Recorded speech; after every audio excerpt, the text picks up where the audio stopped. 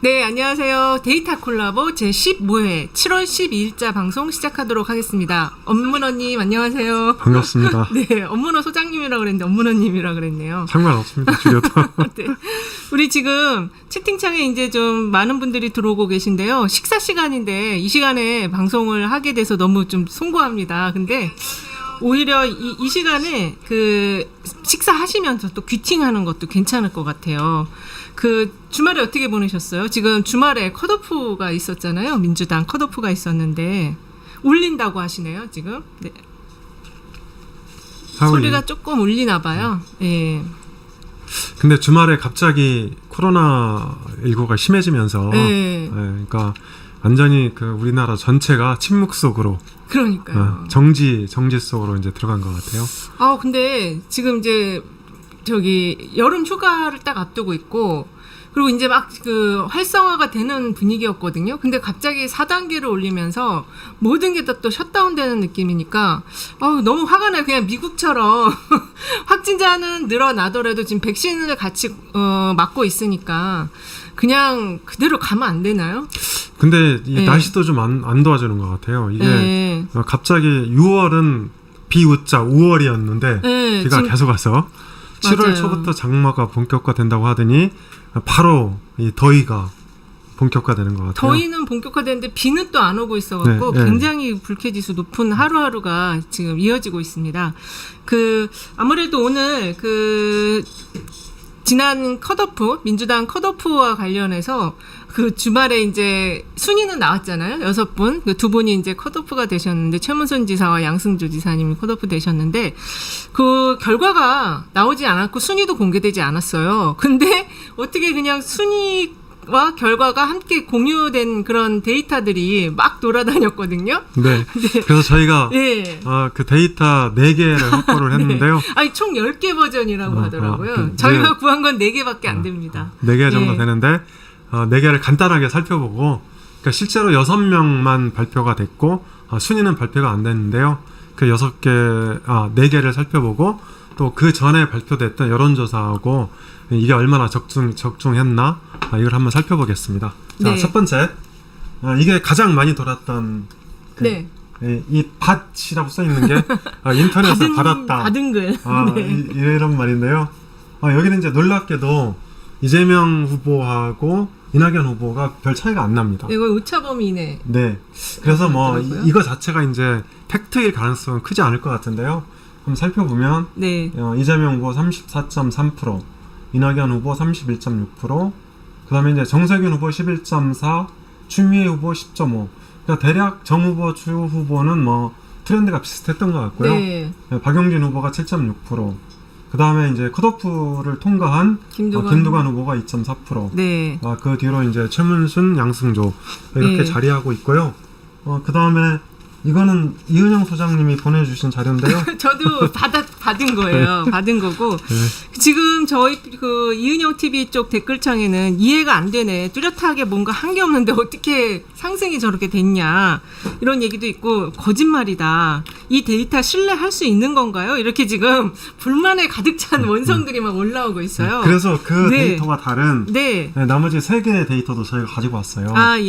보시면 이제 3개 보이시죠? 그래서 여기는 이재명 후보하고 이낙연 후보가 대체로 13, 4% 포인트 차이는 10%포인트 이상 차이가 나는 자료들인데요. 한번 대략 설명 좀 부탁드립니다. 일단은 1위는 여전히 이재명 지사예요. 이재명 지사인데 지금 한 34에서 44까지 이것도 격차가 한 10%포인트 정도 나고요. 2위는 이낙연 지사 전 총리인데 25.6에서 21.6까지, 그러니까 20대 초중반 정도 흐름인 것 같아요. 그러니까 이 데이터는 지금 이재명과 이낙연 그 두 후보 간의 격차가 10%포인트를 넘는 정도로 나타나고 있고요. 그래서 앞에 거 첫 번째 보내주신 것과 이 두 사람의 격차가 지금 상당히 차이가 나는 흐름이고, 그 다음에 그 추미애 정세균 두 후보가 3, 4위거든요. 근데 이거는 좀 엇비슷한 것 같아요. 근데 딱 하나 틀린 게 추미 후보가 20.5 나온 게 하나가 있어요. 근데 현실적으로 20.5% 가능할까요? 이게 지금 일단은 민주당의 컷오프를 한 방식을 좀 우리가 알아봐야 되는데요. 이게 1200명씩 조사를 했다고 하더라고요. 권리당원 1200명, 일반 국민 1200명 해가지고 아마 일반 국민 조사는 할당을 했을 거예요. 전국 베이스로 해서 성연령 지역으로 기준을 잡아서 할당을 했을 거고, 이 권리당원은 그 당원들의 포션을 중심으로 아마 그것도 할당을 해서 1200 샘플을 맞췄을 것 같아요. 그래서 총 2400 샘플을 한 걸로 알려지는데, 그렇게 되면은 지금 추미 후보가 20점을 받으려면은 아무래도 이제 원래 좀 지지가 있었던 게 수도권 쪽이었으니까 수도권과 영남권에서는 그렇게 높지는 않더라고요. 그래서 수도권에서 전폭적으로 추미 후보를 밀어줬다, 이렇게 해석을 해야 될 것 같거든요. 근데 이제 추미 후보 같은 수도권은 또 이재명 후보와 또 박용진 후보, 정세균 이렇게 좀 나눠가는 흐름이 있어가지고, 그래서 20.5%는 조금 많이 나온 거 아닌가, 그렇게 좀 생각이 들어요. 그리고 지금 어쨌든 버전 1하고 버전 2, 3, 4. 예, 2 빼고 3, 4 모두 정세균과 추미 후보는 거의 비슷한 10%, 11% 이 정도로 지금 11.4, 10.5 이건 숫자가 비슷하거든요. 박용진 후보도 마찬가지네요. 박용진 후보까지 네, 박용진 5.5에서 7.6이고 여기 지금 버전 1이 7.6이니까 지금 이 버전 1, 2, 3, 4는 정세균, 추미애, 박용진은 거의 숫자가 비슷합니다. 예, 그리고 다만 여기 1, 2만 차이가 있어요. 저기서 누가 받은 다음에 숫자를 좀 이렇게 바꿔갖고 마사지에서, 다시 퍼뜨린 거 아닌가. 마사지에서 SNS로 유통시켰을 가능성이 있다. 네, 우리 소장님 보시기에는 지금 이 4개 버전 중에서 그래도 어느 버전이 제일 좀 타당하다고 보여지시나요? 이 맨 앞에 있는 게 버전 2고요. 이게 버전 3인데요. 뭐 대체로 버전 2, 3가 이 팩트를 좀 반영한 게 아닌가. 다만 이제 김두관 후보가 이 버전 3에서는 컷오프 대상으로 나와요. 근데 이건 이제 순서가 바뀐 거죠. 그렇죠. 그래서 제가 보기에는 이 버전 3에 김두관 후보가 컷오프 통과하는 걸로 이렇게 보면 이제 되게 비슷하지 않을까 싶은데요. 이게 다른 거는 대체로 숫자가 비슷한데 김두관 우리 의원님만 후보님만 이게 숫자가 중구난방이에요. 뭐 1.6 나온 것도 있고 2.4, 3.1 뭐 중구난방입니다. 어쨌든 이 컷오프 과정에서 도지사님들 경력을 가지신 세 분이 컷오프 될 것이다라는 거는 예측이 됐는데, 이제 최문순 지사와 김두관 전 지사 두 분 중에 누가 올라갈 거냐. 근데 아무래도 당원이 영남이 훨씬 많기 때문에 강원보다, 그래서 김두관 지사님이 올라갈 거다라고 점친 분들이 많았거든요. 근데 그렇게 좀 된 것 같습니다. 지금 보면은 이제 음성이 잘 나온다고, 오늘은 음성이 잘 나오네요. 이렇게 얘기를 하시네요. 버전 2, 3, 4 갖고 이렇게 댓글이 어쨌든 지금 2, 3 버전을 지금 4개를 보여드리는데 아무래도 추미애 장관님 20% 나오는 데도 있네요 하고 놀라는 그런 지금 반응을 보이시고요.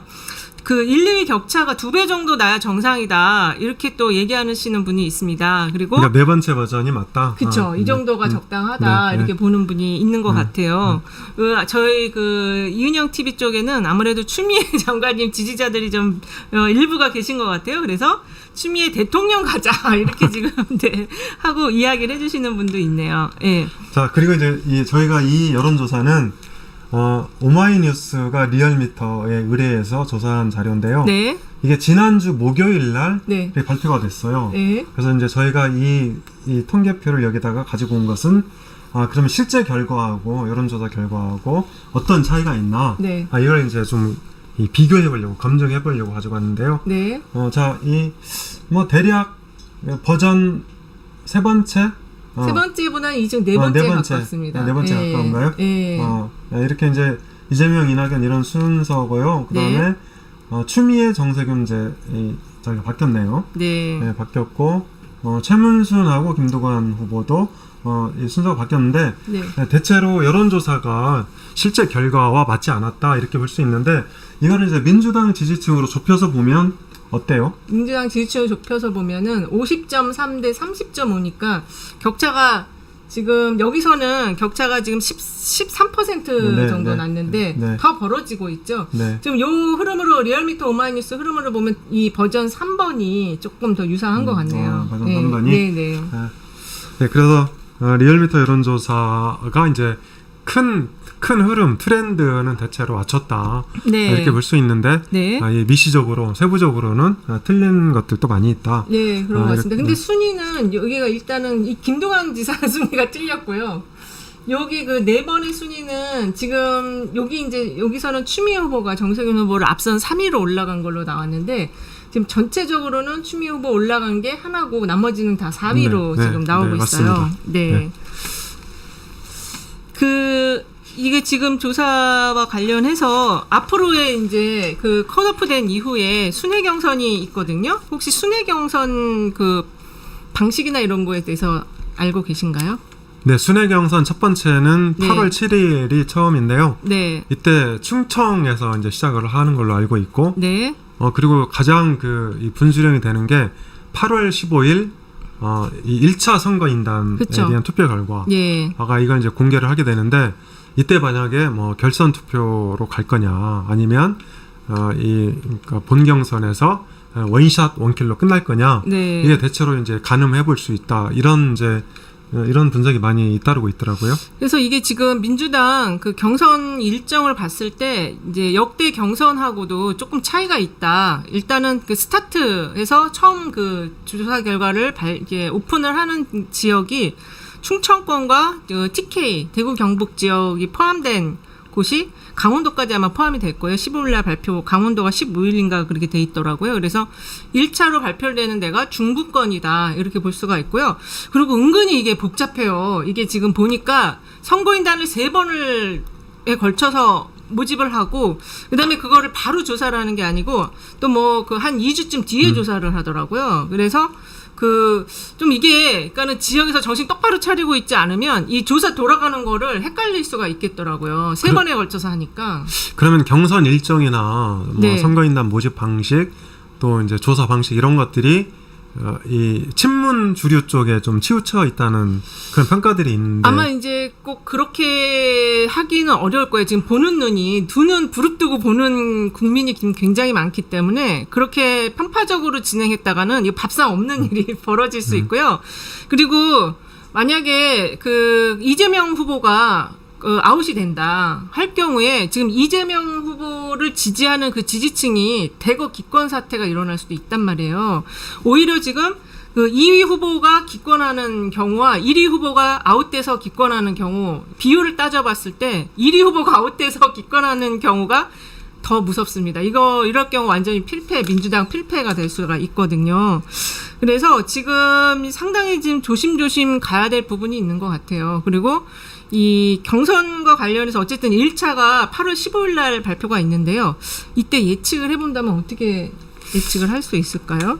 그러니까 지금까지 모집된 선거인단이 76만 명이거든요. 네, 76만 명. 그러니까 76만 명인데, 사실, 그러니까 뭐 수십만 명 단위가 넘어가면, 거의 이제 국민 여론조사랑 비슷하게 간다. 그렇죠. 네, 그래서 제가 보기에는 이재명 지사가 한 40% 정도 득표하는 게 맞지 않나. 그리고 이제 나머지 60%를 다른 5명 후보들이 나눠 가지는 형태가 될 거다. 그러니까 이렇게 예측을 하고 있는데, 만약에 이 예측이 틀리고, 예를 들어서 이재명 지사가 뭐 한 30%로 떨어지고, 다른 5명 합계가 70% 정도 된다. 이건 이제 문제가 발생할 수 있겠죠. 그렇죠. 네, 지지율이랑 너무 차이가 틀리기 때문에. 그렇죠.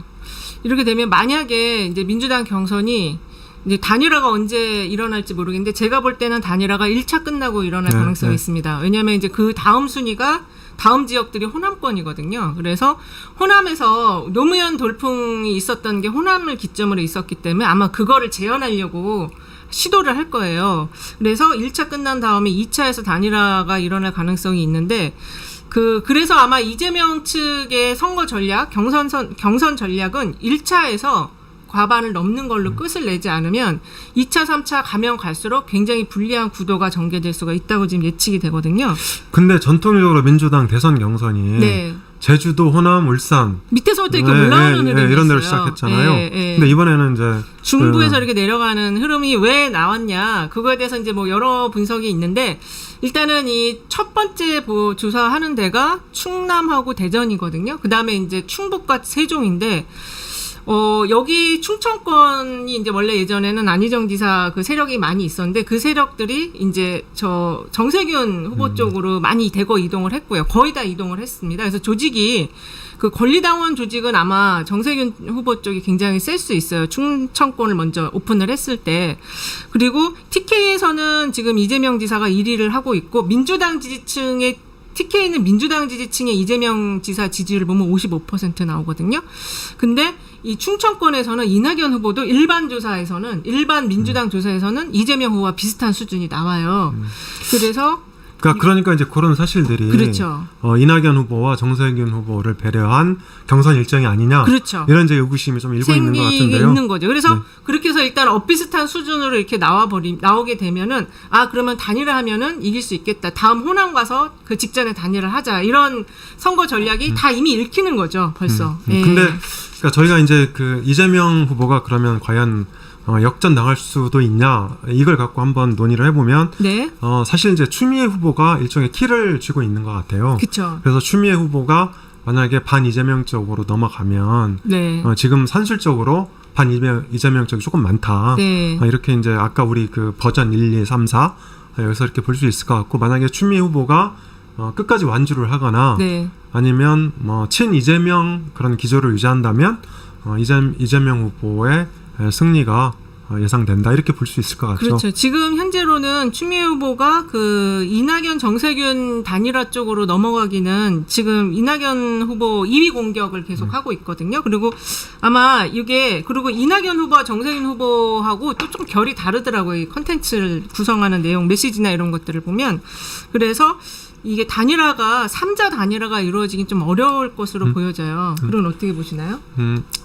저도 추미애 후보가 그동안 걸어왔던 길을 보거나 아니면 이번 대선 예비 경선에서 이 추 후보가 쏟아냈던 그 수많은 얘기들을 보면 저는 그러니까 이 반 이재명 쪽으로 단일화 하진 않을 것 같아요. 그러니까 끝까지 완주를 하거나 이 또 추미애 후보도 강단 있는 여자잖아요. 끝까지 완주를 하거나 아니면 깡이 있는 여자고 아니면 이제 그 별명이 추다르크였잖아요. 그런 면에서 아니면 이제 친 이재명 스탠스를 취하면서 까지 비 이재명 반 이재명의 거리를 두는 그런 이제 스탠스를 취할 가능성이 크다 이렇게 보여지고요. 아무튼 그 민주당 경선에 정치적 목적이 개입되지 않기를 바라며 양잡이 다자 대결 한번 살펴보시죠. 근데 지금 이 당내 경선에서 단일화를 하는 모습은 어떻게 보세요? 당내 경선에서 단일화를 하는 게 이게 바람직한 건지 저는 굉장히 부정적으로 보거든요. 저도 그렇습니다. 저도 사실 단일화는 일종의 정치 공학적 그 목적이 이제 스며 있는 거잖아요. 사실 대선 경선은 이를테면 이제 차기 대선도 있고 뭐 차기 서울시장도 있고 차기 당대표도 있기 때문에 저는 끝까지 가야 된다 이렇게 이제 생각을 합니다. 그리고 지금 단일화 전략은 이미 이제 이 선거판에서는 옛날 그 고리타분한 이제 거의 쓰지 않는 전략이에요. 내가 스스로 힘을 키워가지고 그냥 독자적으로 가지 이렇게 연대하거나 단일화하거나 이런 전략을 쓰지 않거든요. 더구나 당내 경선에서 이렇게 단일화를 써갖고 1위를 하고 있는 전국민 지지를 1위를 지금 수 개월째 받고 있는 후보를 없는다. 이거는 상당히 그 좀 안 좋은 술수에 해당하는 거죠. 그리고 지금 하나 더 지적할 게 그 김재원 국민의힘 후보가 국민선거인단에 신청을 했어요. 이 역선택과 관련한 건 어떻게 전망하세요? 이제 저는 국민의힘이 조직적으로 선거인단을 신청을 했다면 이 100% 이제 이 일종의 선거 방해행위죠. 업무 방해입니다. 업무 방해행위죠.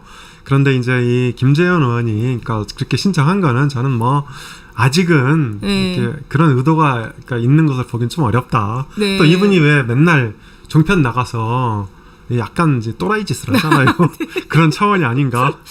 그렇게 또라이 짓을 왜 남의 잔치집에 와가지고 상을 엎으려고 하는 건지 이거 정말 안 됩니다. 남의 그 경선 이거 반민주적인 작태예요. 이거 독재와 똑같은 겁니다. 이거는 정말 척결해야 되고요. 그러니까 시청자 여러분이 꼭 기억해놨다가 네. 다음에 반드시 응징해 주시길 바랍니다. 우리도 그러면 니네들 경선 거기 들어간다. 이렇게 똑같이 네. 해야 될 것 같고. 그래서 지금 70한 4, 5만 선거인단 1차가 지금 됐는데 지금 이게 150만을 넘어가면 역선택은 좀 어렵다라는 또 분석이 있더라고요. 그렇게 보시나요? 그럼요. 그러니까 제가 네. 보기엔 10만만 넘어가도 네. 이게 이제 조직된 어떤 표의 움직이면 네. 상당히 비중이 줄어들 수밖에 없다. 예. 그렇게 생각을 하고요. 사실 이 민주당 대선 경선과 연관이 있는 이 조사 네. KSOI 전문가이시니까 KSI의 대표 및 소장을 지낸 전문가. 이거 제가 만든 로고. 네. 네, 이게 이제 이번 주에 발표된 조사고요. 네. 그래서 뭐 이제 이낙연 후보가 급상승했다. 예, 아주 KSI가 대단해졌어요. 엄청 컸더라고요. 이게 지난주 조사입니다. 네. 이거 두 개를 비교하셔서 KBS 라디오에서 오늘 요거를 단독으로 보도를 막 하더라고요. 라디오에서 막 보도를 첫 뉴스로 보도를 하는데 일단 이번 조사 그 특징이 그 윤석열 다자구도입니다. 다자구도 윤석열 29.9, 28.9인가요? 이게 숫자가 잘 안 보여. 28.9. 네. 그다음에 이재명 지사가 26.9. 그다음에 네. 이낙연 후보가 18.1. 그다음에 유승민 4.5, 추미애 4.2, 홍준표 4.1, 최재형 2.5, 안철수 2.1, 정세균 1.7. 이렇게 심상정 0.5인가요? 0.5. 네. 예. 이렇게 해서 지금 다자구도에서는 그 무당파층이 거의 없습니다. 부동층이 거의 없는 그런 흐름으로 나왔고요. 이게 지난번 조사하고 비교를 해보면 지난주에는 또 여기가 이제 31.4 대 30.3 나와가지고 완전히 그 오차범위 이내 붙었다 해갖고 또 한 번 또 언론을 탔거든요.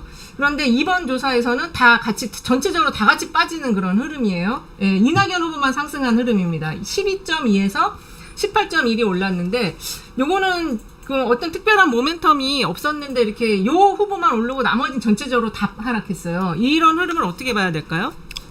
일단 그러니까 제가 KSOI 전문가가 아니긴 하지만 네. 일단 이 대선 경선 토론회에서 네. 이낙연 후보가 조금 점수를 딴 게 아닌가. 네. 그러니까 이제 이재명 후보의 뭐 바지 논란도 있었고, 네. 그리고 이제 기본소득 때문에 내내 공격을 받았잖아요. 네.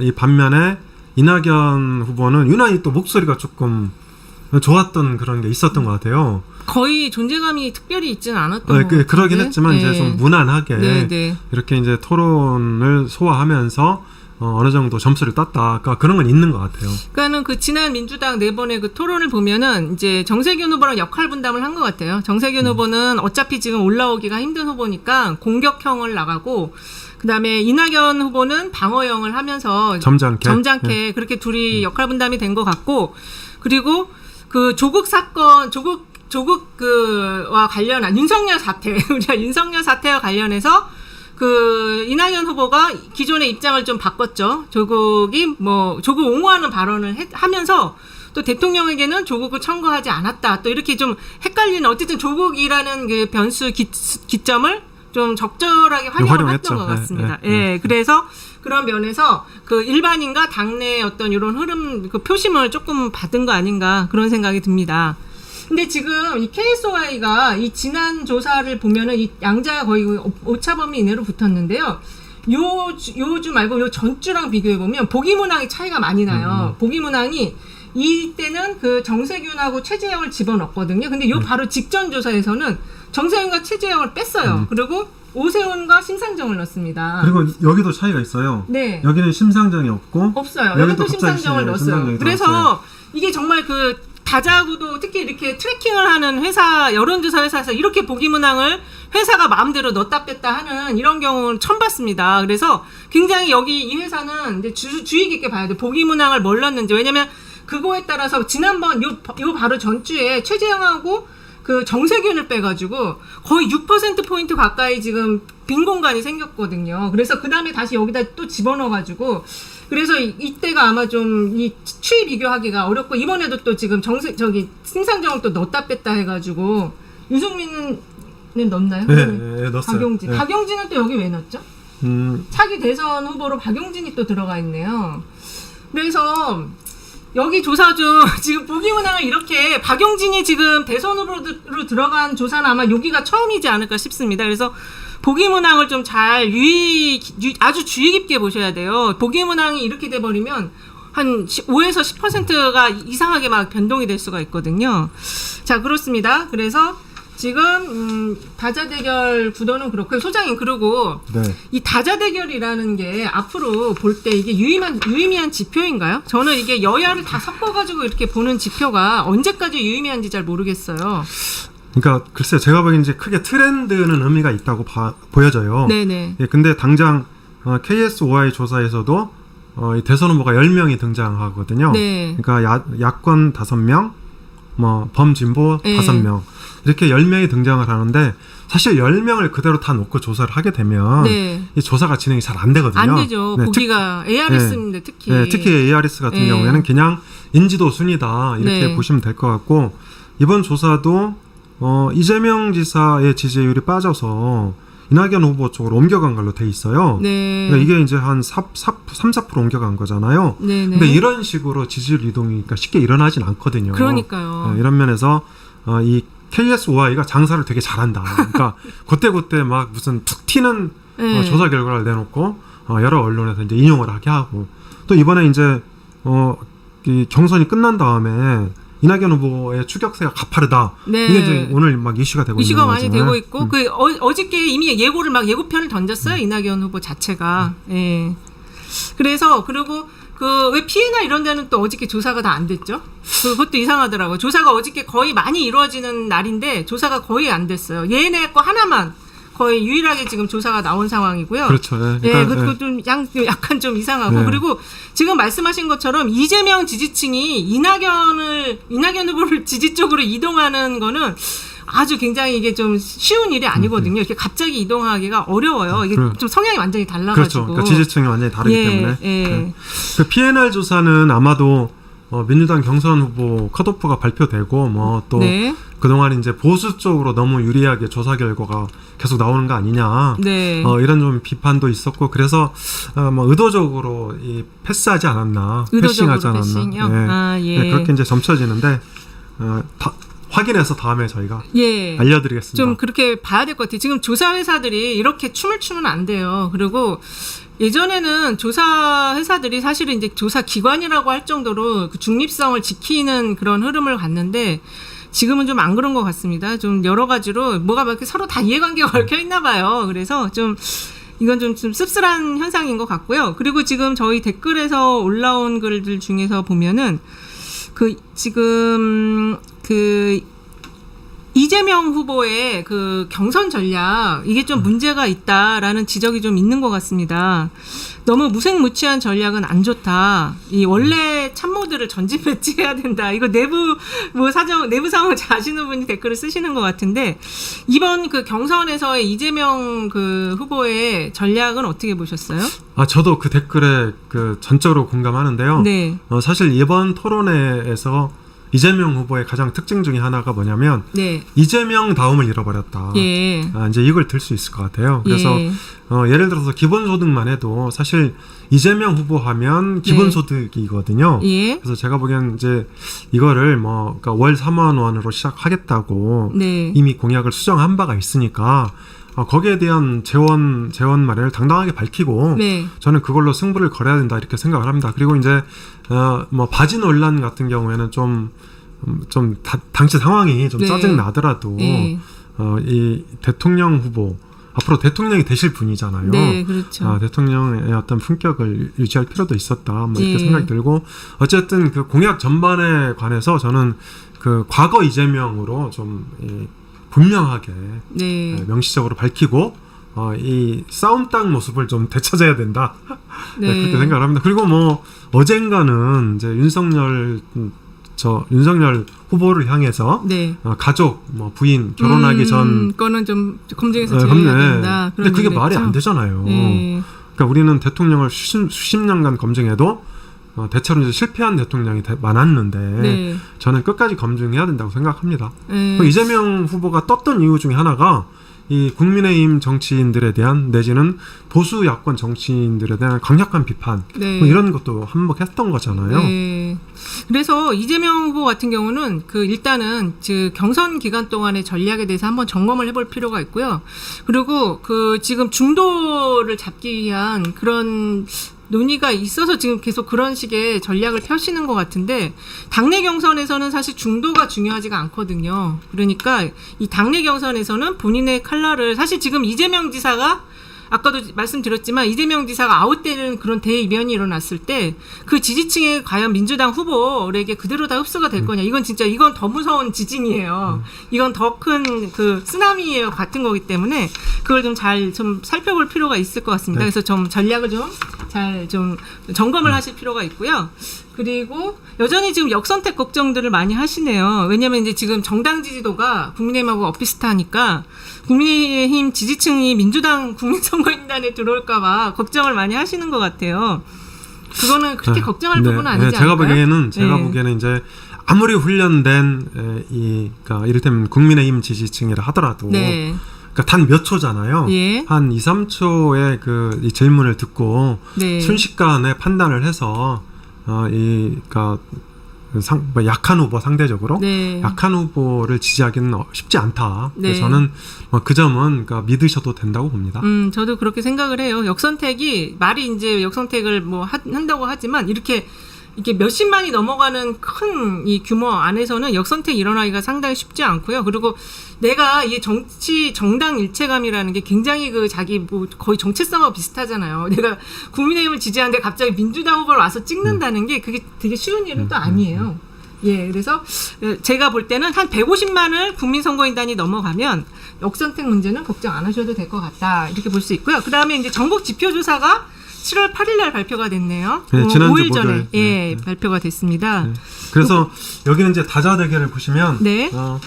똑같아요. 그러니까 이게 지난주랑 거의 비슷한 흐름을 보여주고 있거든요. 네. 그래서 이재명 후보가 27%, 윤석열 21%, 그 다음에 이낙연 10%. 그러니까 오늘 KSOI 조사 결과하고는 전혀 다른. 네. 그래서 현재 대선 주자들의 지지율이 변화하고 있지 않다. 네. 이게 입증되는 것 같고요. 아니 KSOI 조사도 여전히 양강 구도가 유지되고 있다. 핵심은 그건 것 같아요. 이 윤석열과 이재명이 양강 구도, 그리고 오차범위 이내가 계속 유지되고 있다. 이게 핵심인 것 같습니다. 네. 예. 이낙연이 올라왔다, 3위로 올라왔다가 그게 핵심은 아니에요. 네. 그리고 이제 그 뒤에 보시면 네. 전국 지표조사에서 최초로 예. 양자 대결 여론조사를 실시했어요. 예. 네, 그래서 이재명 대 윤석열. 그래서 요 표를 한번 설명을 해주시면 네. 되게 이제 제가 보기에는 20대 중도 무당층 지지율을 중심으로 해서 표를 한번 보시면 좋겠다, 이런 생각이 들어요. 네, 여전히 이 양강구도에서 이재명 지사는 40대, 50대 거의 확실한 지지를 받고 있네요. 40대 특히 66%입니다. 네. 그리고 이제 20대도 네. 20대도 이재명 지사가 32, 네. 윤석열 후보가 24. 24 이렇게 돼 있고요. 예. 그다음에 이제 문제가 항상 되는 중도. 사실 네. 이제 중도가 어디로 가냐에 따라서 승패가 갈리잖아요. 네. 그런데 이재명 후보가 40, 윤석열 후보가 32. 네. 아직은 이제 우세한 거죠. 그리고 이제 무당층, 지지 정당이 없다. 이것도 대략 한 27% 정도 되는데요. 네. 이재명 지사가 34, 윤석열 후보가 24 이렇게 돼 있습니다. 그래서 안정적으로 이재명 후보가 43대 네. 윤석열 33 이렇게 10%포인트 차이가 나네요. 우위를 지키고 있는 거죠. 이게 지금 지역별로 보면 호남에서 이재명 후보를 지지하는 게 61%고요. 민주당의 지지층이 지지하는 게 72%예요. 물론 더 올라가야 돼요. 이게 선거가 이제 진짜로 본격화됐을 때는 거의 80%까지 올라가야 되는데 지금도 보면 상당히 지지율이 꽤 높게 나타나고 있습니다. 그 다음 조사 한번 볼까요? 네. 네. 다음 조사는 대구메일이 7월 6일 날 발표한 조사인데요. 유무선 ARS 조사 응답률 4.0%입니다. 그리고 이게 아마 샘플을 굉장히 많이 했더라고요. 대구하고 경북하고 해서 2,000 샘플을 조사예요. 우리가 보통 그 전국 베이스로 조사를 하기 때문에 대구 경북 지역은 한 130 샘플 정도밖에 쓰질 않거든요. 그렇죠. 근데 여기 대구메일이 2,000 샘플을 조사해서 그거를 좀 그 자료를 가져왔는데요. 여기 보면은 아무래도 이제 대구 경북은 윤석열 후보에 대한 지지율이 높죠. 그런데 민주당 후보에 대해서도 이재명 지사가 1위로 제일 높게 나오고 있어요. 27.8. 거의 30% 가까운 지금 지지를 받고 있거든요. 이거에 대해서는 어떻게 해석해야 될까요?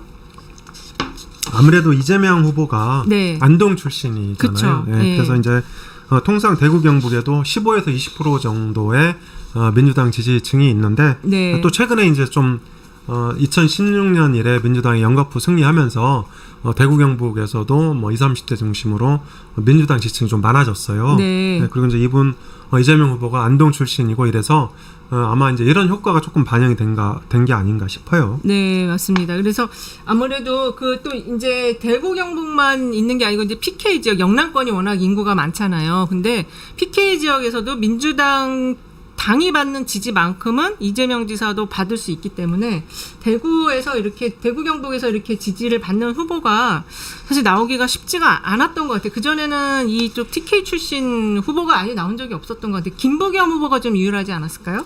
그렇죠. 근데 네. 김부겸 후보는 김부겸 총리는 실패했죠. 그렇죠. 이 대선 후보까지 가지 못했기 때문에 그래서 이게 여기 그러니까 영남에서 이렇게 표를 많이 받을 수 있는 후보가 나오기가 쉽지가 않다는 그런 생각이 좀 듭니다. 그 다음에 그 우리 썸트렌드의 그 빅데이터 분석 한번 보실까요? 연관어 이게 크게 변동은 없는 것 같습니다. 네, 연관어 크게 변동은 없는데요. 네. 지금 이제 경선 각 당의 경선이 시작되면서 네.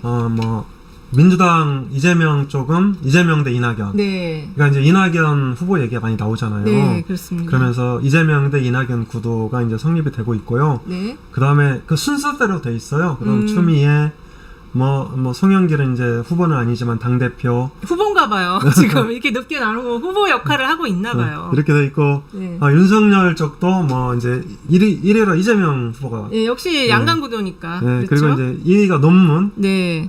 그 부인 김건희 네. 씨 논문 얘기가 집중적으로 얘기되면서 2위에 올랐고, 그 다음에 조국, 이게 이제 검찰개혁과 관련해서. 근데 아까 말씀 잘하셨는데, 네. 이 조국 사태가 아니고 사실 윤석열 사태. 윤석열 사태. 그렇게 이제 불러야 될 것 같아요. 네. 이낙연 이렇게 돼 있고요. 감성어는 여전히 이재명, 윤석열 다 부정적인 게 높습니다. 근데 윤석열이 조금 더 높네요. 네. 부정적인 게. 그러니까 최근에 그 윤석열 쪽에 검증이 집중되면서 네. 이 긍정 감성어가 12%로 하락했어요. 네. 이제 물론 이제 이재명 후보도 당내 경선을 통과하면서 집중적으로 공격을 받았잖아요. 네. 네, 그래서 이제 18%로 하락했는데 아직은 이재명 후보가 윤석열 후보에 비해서 굉장히 앞서 있고, 네. 이 중립은 비슷한데 또 부정 이미지도 상당히 양호하다. 네. 두 사람의 대결에서는 이재명 후보가 다소 우위를 점하고 있다. 이렇게 볼 수 있을 것 같아요. 지금 여기서 표절이 두 번째가 나왔어요. 부정어의 그 연관 감성어. 근데 지금 부인인 김건희 씨의 그 박사는 완전히 이제 박탈이 될 것 같거든요. 그 박사학위 논문 표절이 요거가 영향을 미칠까요, 지지율에? 지금 장모 거는 그렇게 많이 미치지 않았어요. 장모 부석은. 그러니까 김건희 씨, 그러니까 박사 논문이 이제 표절이 인정이 돼가지고 학위가 박탈이 된다. 이 경우에는 제가 보기에는 그러니까 어느 정도 영향을 미칠 수 있다 이렇게 이제 볼 수 있는데 중장기적으로는 그렇게 결정적일 것 같지는 않아요. 왜냐하면 이 김건희 씨가 이제 결혼하기 전에 그쵸. 논문을 쓴 데다가 또 그 논문뿐만 아니고 석사 논문 2개도 지금 도마위에 올라 있잖아요. 네. 그래서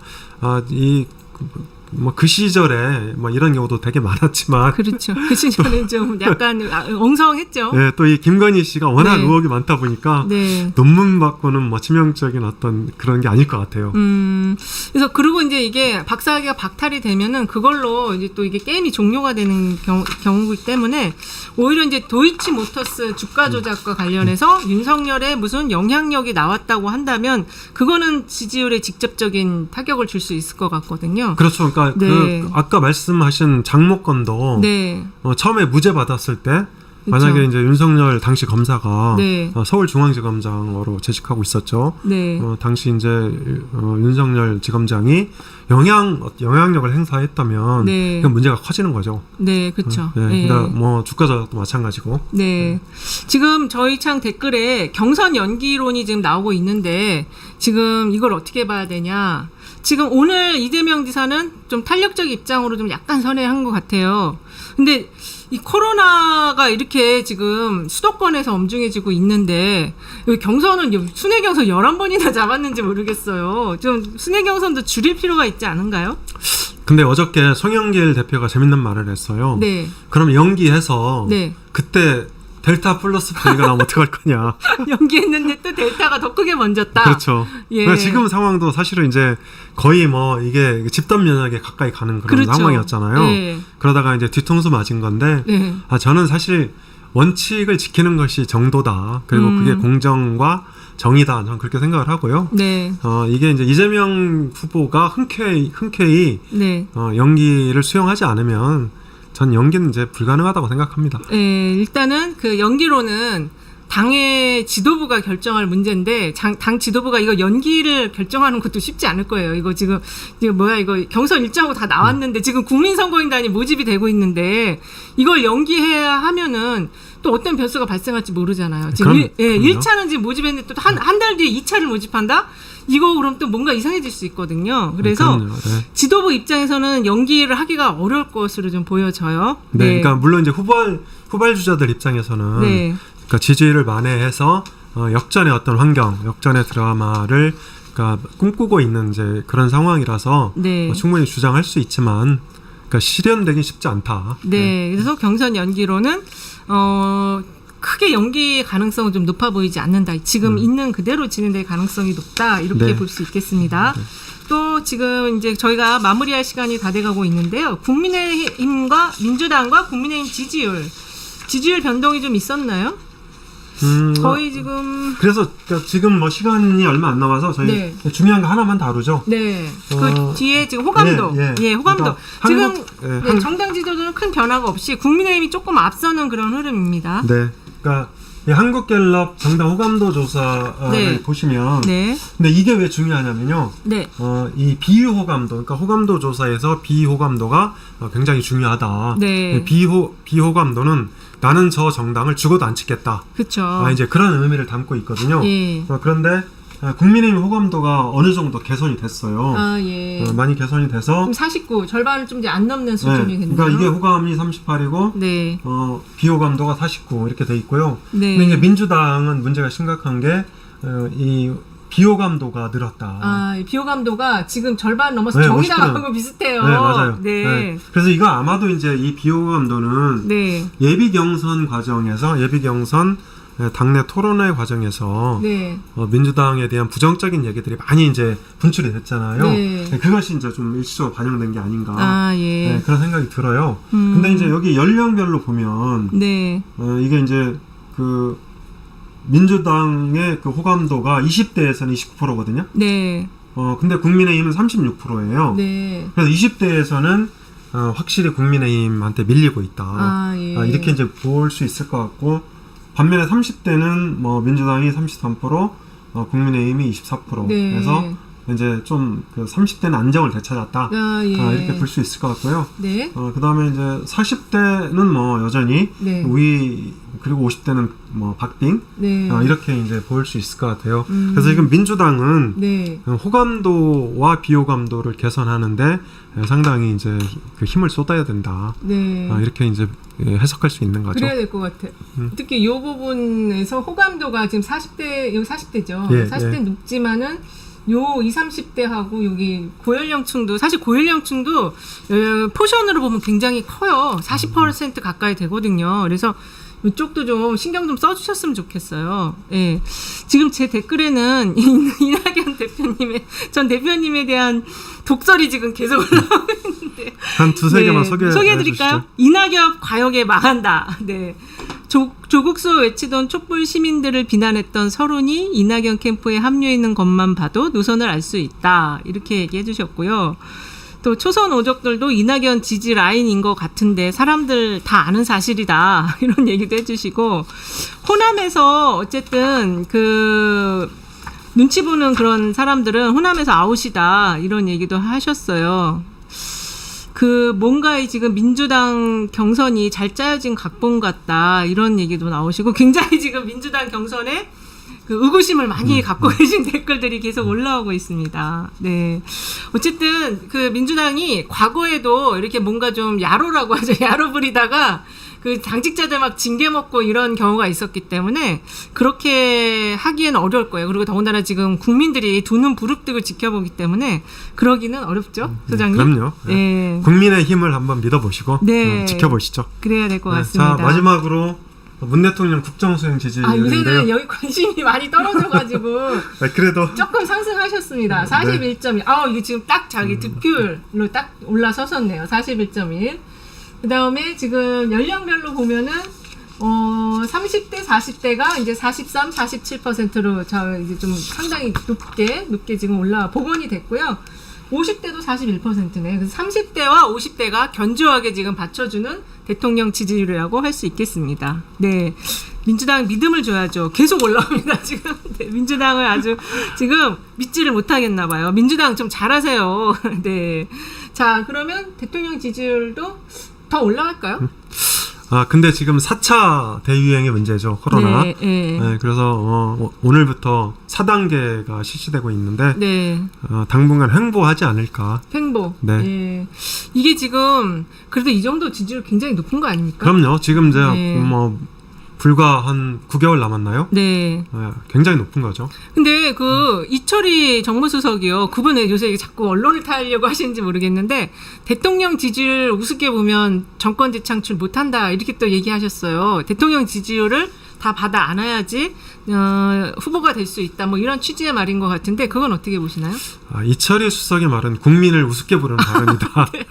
저는 그렇게 평가를 하고 싶은데 네. 사실 민주당에게 지금 가장 그 중요한 과제 중에 하나가 이 정권 교체냐 정권 교체 유지냐. 네. 이제 이 그 갈래에서 정권 유지로 이 여론의 흐름을 반전시켜야 되거든요. 그렇죠. 근데 지금 이제 정권 교체하자가 한 높아요. 53%인가 그래요. 네, 뭐 한 5.5 대 4.5 이렇게 되거든요. 근데 이제 그것을 망각하고 대통령 지지율을 자꾸 주장하는 것은 이게 주객이 전도된 일이죠. 지금 제가 보기에 청와대는 웬만하면 그러니까 정치적 개입을 자제하면서 맞습니다. 그러니까 조용히 국정 관리하는 게 도움이 된다. 맞아요. 자꾸만 뭐 개입하려고 좀 존재감 드러내려고 자꾸 언론 인터뷰하고 그러시면 절대 안 될 것 같아요. 지금 민주당 보좌진도 들고 일어났잖아요. 그 비서관 문제와 관련해 가지고. 그렇죠. 니들은 뭐 현반냐 이렇게 얘기해서. 그리고 민주당 보좌진까지 들고 나는 이런 악순환, 이런 게 지금 정권을 교체해야 된다는 그 지표를 높이는 그런 소재가 된다고 볼 수 있을 것 같습니다. 그럼요. 그러니까 민주당 후보가 이재명 후보가 되든 아니면 이낙연 후보가 되든 현 정권과 차별하는 건 불가피하다고 생각을 합니다. 그걸 좀 감내할 필요가 있다. 맞습니다. 네. 오늘 굉장히 또 중요한 바로 민주당의 컷오프 이후에 나온 여론조사 가지고 여러 가지 재밌는 분석해봤는데요. 다음 시간에도 또 더 재밌는 조사 결과들이 많이 쏟아져 나오겠죠, 소장님? 네, 그러려면 이제 전제 조건이 필요합니다. 네. 구독과 공유. 네. 구독, 콕콕, 좋아요, 콕콕 눌러주세요. 다음 시간에 더 좋은 내용으로 찾아뵙고요. 즐겁고 행복한 오후 시간 보내시기 바랍니다. 시청해주셔서 감사합니다. 수고하셨습니다. 네, 고생하셨습니다. 이거 딱